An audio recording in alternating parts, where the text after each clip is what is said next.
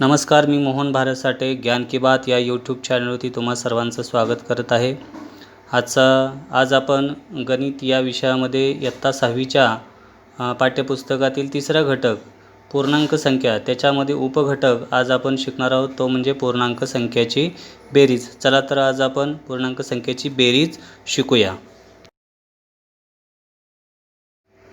आज आपण इयत्ता 6वीच्या पाठ्यपुस्तकातील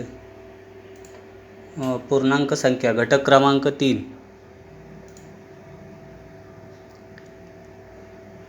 यामधील उपघटक तो म्हणजे पूर्णांक संख्येची बेरीज आज आपण शिकणार आहोत। चला तर मग आपण अधिक वेळ न दवडता याविषयी अधिक माहिती घेऊया या घटकाविषयी। तर पूर्णांक संख्येची बेरीज, पूर्णांक संख्येची बेरीज करत असताना काही गोष्टी तुम्ही लक्षात ठेवायच्या आहेत। पहिली गोष्ट लक्षात ठेवायची आहे बघा, पूर्णांक संख्येची बेरीज करत असताना प्रथम चिन्हे पाहून क्रिया ठरवून ती क्रिया करावी। मी तुम्हाला उदाहरण सोडवताना हे समजून देणार आहे। आता पाठ्यपुस्तकामध्ये संख्या रेषेवरती पूर्णांक संख्या दाखवली, त्यांनी त्याच्यावरनं कसा उड्या मारतो त्या पद्धतीनं बेरीज शिकवण्याचा प्रयत्न केलेला आहे। आपण थोडंसं वेगळ्या पद्धतीनं पूर्णांक संख्येची बेरीज शिकूया। ह्यातील काही नियम लक्षात ठेवले तर लगेच पूर्णांक संख्येची बेरीज शिकता येते। आपणाला परीक्षेमध्ये काय संख्या रेषा काढणे, मग कसा उड्या मारतो, हे आपल्याला परीक्षेमध्ये तेवढ्या गोष्टी करणं शक्य होणार नाही आहे। तर काही युक्त्या आपल्याला थोड्याशा लक्षात ठेवाव्या लागतील, जेणेकरून तुम्हाला 1-2 सेकंदामध्ये पूर्णांक संख्येची बेरीज करता आली पाहिजे। तर बघा, पूर्णांक संख्येची बेरीज करत असताना प्रथम चिन्हे पाहायची। तुम्हाला तर माहीत आहे, पूर्णांक संख्यामध्ये धनसंख्या आणि ऋणसंख्या यांचा समावेश आहे। त्यामुळं ऋणसंख्या म्हणजे ऋणसंख्येला वजाचं चिन्ह लागलेलं असतं, आणि धनसंख्यामध्ये कधी धनचिन्ह देतात, अधिक चिन्ह देतात आणि कधी देतही नाहीत। तुम्हाला माहीत आहे, धनसंख्याच्या समोर अधिक चिन्ह लिहिलं तरी चालतं, नाही लिहिलं तरी चालतं। ह्या गोष्टी थोड्याशा बेसिक आहेत, लक्षात ठेवा। तर पहिला नियम आहे, पूर्णांक संख्येची बेरीज करत असताना प्रथम चिन्हे पाहून क्रिया ठरवून ती क्रिया करावी। आणि दुसरा नियम काय, उत्तर काढल्यानंतर जी संख्या मोठी आहे तिचे चिन्ह उत्तराला द्यावे। मी उदाहरण सोडवत असताना तुम्हाला याचं स्पष्टीकरण देईल। चला पुढं आपण बघूया। पहिला नियम आहे की 2 धनसंख्याची बेरीज ही धनसंख्याची येते। आतापर्यंत आपण इयत्ता 5वीपर्यंत आपण धनसंख्याचीच बेरीज करत आलो। त्या ठिकाणी बेरीज करत असताना दुसऱ्या एखाद्या संख्येला ऋणसंख्येचं चिन्ह लागतच नव्हतं। हा एकदम सोपा नियम आपल्याला लक्षात ठेवाय की 2 धनसंख्येची बेरीज ही धनसंख्याची येते। तर आता या ठिकाणी आपण उदाहरण पाहूया। पुढील अंकाची बेरीज करा, 9 + 5। या ठिकाणी एकच चिन्ह आहे, ह्या ठिकाणी एकच चिन्ह आहे, ते म्हणजे अधिकचं एकच चिन्ह आहे।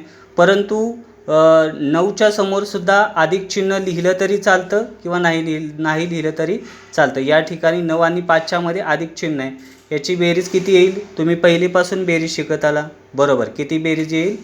14 बेरीज येईल, एकदम करेक्ट। चला पुढं बघूया आपण। आता या ठिकाणी +8 आणि +8 आणि मध्ये अधिक चिन्ह दिले आणि नंतर 6 लिहिलेलं आहे। आता या ठिकाणी 2 चिन्ह आहेत, अधिक, परंतु काही प्रॉब्लेम नाही। 8च्या समोर जरी अधिक चिन्ह असलं तरी ती धनसंख्याच आहे, आणि आपला नियम काय सांगतो, 2 धनसंख्येची बेरीज ही धनसंख्याची येते। मग ह्याचं उत्तर किती येईल? बरोबर, किती येईल? 14 येईल। ह्या 8च्या समोरचं चिन्ह अधिक चिन्ह लिहिलं तरी चालतं, नाही लिहिलं तरी चालतं। तुम्ही चुकावं म्हणून एखाद्या वेळेस या ठिकाणी अशा चिन्हाचा समाविष्ट केलेला असतो, त्यावेळेस गडबडून न जाता दोन्ही संख्या धन आहेत तर बेरीज करून टाकायची सरळ। 8 आणि 6 14 आणि डायरेक्ट 14 लिहून टाकायचं। या ठिकाणी 14च्या समोर कोणतं चिन्ह द्यायचं हा तुमच्यासमोर प्रश्न येईल, तर काही घाबरायचं नाही। दोन्ही संख्या धन आहेत, त्यामुळे 14च्या समोर धनचिन्ह येतं। धनचिन्ह म्हणजे अधिकचं चिन्ह येतं, ते दिलं तरी चालतं, नाही दिलं तरी चालतं। चला आता आपण पुढे जाऊया। आणखीन एक उदाहरण दिले बघा। या ठिकाणी सुद्धा आता 4 अधिक कंसामध्ये +6 लिहिले, परंतु या ठिकाणी सुद्धा दोन्ही संख्या ह्या धनच आहेत। दोन्ही संख्या 2 चिन्ह जरी असली तरी दोन्ही संख्या धन आहेत, त्यामुळे 2 धनसंख्येची बेरीज ही धनसंख्याची येते। 4 आणि 6 किती येईल? 10। या 6च्या समोर अधिक चिन्ह दिले, ते दिले तरी चालतं, नाही दिले तरी चालतं. ही बेरीज 2 धनसंख्येचीच आहे, मग त्यामुळं यांची बेरीज ही धनसंख्येची येईल. 6 आणि 4 10. या 10च्या समोर तुम्ही अधिक चिन्ह लिहिलं तरी चालेल, नाही लिहिलं तरी चालेल, परंतु शक्यतो लिहूच नका. चला पुढे घ्या. पुढे बघूया आपण. बघा, पूर्णांक संख्येची नियम क्रमांक 2, पूर्णांक संख्येच्या बेरजेमध्ये नियम क्रमांक 2 बघा. एक संख्या धन असेल व दुसरी ऋण असेल तर वजाबाकीची क्रिया होते व उत्तराला मोठ्या संख्येचे चिन्ह येते. हा नियम लक्षात ठेवा. या ठिकाणी मुलं चुकतात. एक संख्या धन असेल व दुसरी ऋण असेल तर वजाबाकीची क्रिया होते. बघा, पूर्णांक संख्येच्या बेरजेमध्ये घटक बेरीज आहे, पण क्रिया कशाची होते? वजाबाकीची होते. हे मुलांनी लक्षात ठेवा. पूर्णांक संख्येची जरी बेरीज असेल, पण बेरीज करत असताना जर एक संख्या धन आली आणि एक दुसरी ऋण आली तर त्या ठिकाणी वजाबाकीची क्रिया होते आणि उत्तर काढल्यानंतर मग त्या उत्तराला मोठ्या संख्येचे चिन्ह द्यायचं. चला उदाहरण समजून घेऊया म्हणजे लगेच लक्षात येईल. तर या ठिकाणी बघा, या ठिकाणी बेरीज करायला सांगितलं. बघा, 9 अधिक कंसामध्ये -5. आता या ठिकाणी 2 चिन्ह आहेत, एक अधिक आहे आणि 5ला वजा चिन्ह दिले. ज्या वेळेस असं होतं त्यावेळेस वजाबाकीची क्रिया होते, म्हणजे अधिक आणि वजा, अधिक वजा वजा होतं. तर ही एक गोष्ट लक्षात घ्यायची की ज्यावेळेस असं येतं की त्यावेळेस काय क्रिया करावी हे मुलं गोंधळून जातात. तर असं आलं, एक संख्या धन आली आणि एक संख्या ऋण आली, तर आता या ठिकाणी 5 ही ऋण संख्या आलेली आहे, -5 आहे ते. तर या ठिकाणी वजाबाकीची क्रिया होणार आहे. सरळ वजाबाकीची क्रिया करून टाकायची. तर 9मधनं 5 गेलं, किती राहते? 4.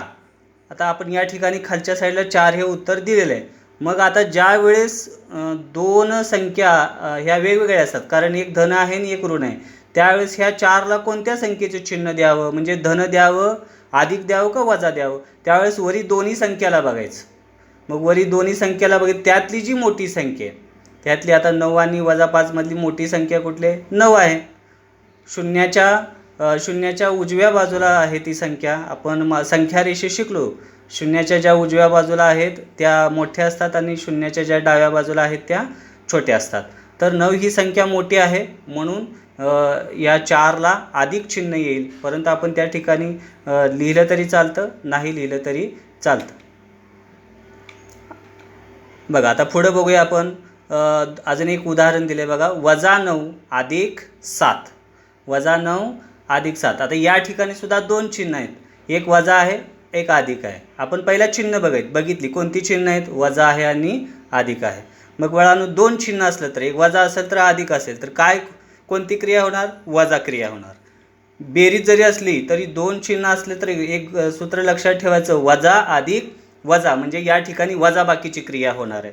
म्हणजे 9मधनं 7 जाणार आहे. 9मधनं 7 गेले, 2 राहते. 9मधनं 7 गेले 2.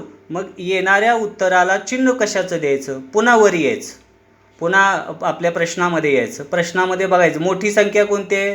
तर 9 ही मोठी संख्या आहे. मोठी संख्या कोणती आहे? 9 ही मोठी संख्या आहे. मग त्या संख्येचं चिन्ह त्याला देऊन टाकायचं. बघा, -2. त्या ठिकाणी मोठ्या संख्येचं चिन्ह कोणतं आहे? वजा आहे आणि ती मोठी संख्या आहे 9, म्हणून मोठ्या संख्येचं चिन्ह त्याला येणार -2. वजा येणार आणि बेरीज वजाबाकी होणार, तर ह्याची वजाबाकी झाली -2. आता ही जी खाली जी उदाहरणं आहेत ती तुम्ही सर्वांनी सोडवायची. एकूण 21 उदाहरणं आहेत. जरी काय अडचण आली तर तुम्ही सर्वांनी आपल्या वर्ग शिक्षकांना विचारू शकता. खूप सोपं आहे, लक्षात असू द्या, याच्यामध्ये काही अवघड असं नाही. तर आपला पुढचा व्हिडिओ हा पूर्णांक संख्याच्या विरुद्ध संख्या, पूर्णांक संख्याचा जो घटक आहे विरुद्ध संख्या, या घटकावर असणार आहे. तर पाहायला विसरू नका. तुमचा सर्वांचा आवडता चॅनल ज्ञान की बात.